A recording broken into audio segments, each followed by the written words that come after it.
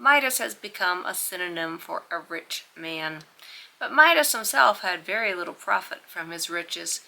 He possessed them less than a day, and they very nearly killed him.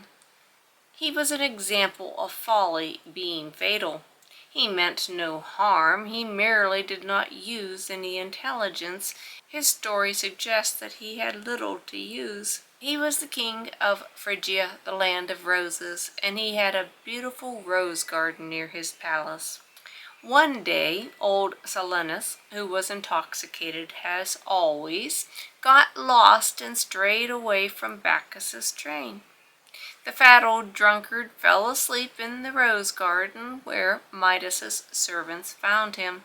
They bound him with rosy garlands and set a flowering wreath on his head, then woke him and took him in this ridiculous fashion to Midas as a great joke.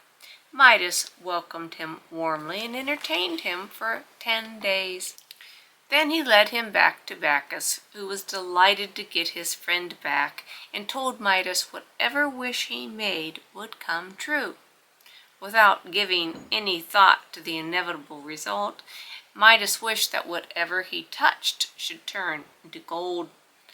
Of course, Bacchus, in granting this favor, foresaw what the result would be at the next meal. But Midas saw nothing until the food he lifted to his mouth became a lump of metal.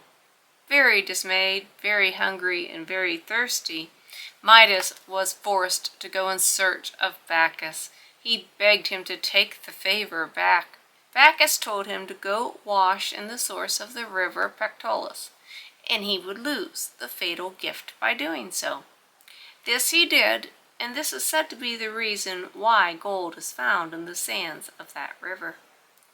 Later on, Apollo changed Midas's ears into those of a donkey, but again the punishment was for stupidity, not for wrongdoing. Midas was chosen to be one of the umpires in a musical contest between Apollo and Pan. The rustic god could play very pleasing tunes on his pipes of reed, but when Apollo struck his silver lyre, there was no sound on heaven or earth that could equal him, except the choir of muses.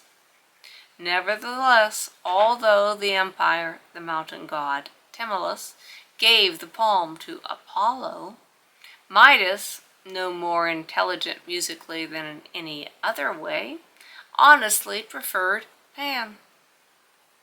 Simple ordinary prudence would have reminded him that it was dangerous to side against Apollo with Pan, because Pan was infinitely less powerful than Apollo.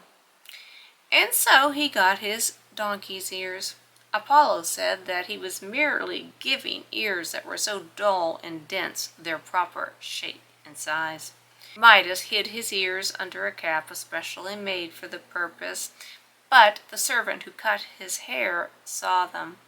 He swore a solemn oath that he would tell no one, but the secret so weighed upon him that he finally went, dug a hole in a field, and spoke softly into it.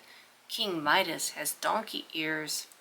Then he was relieved, and he filled the hole back up.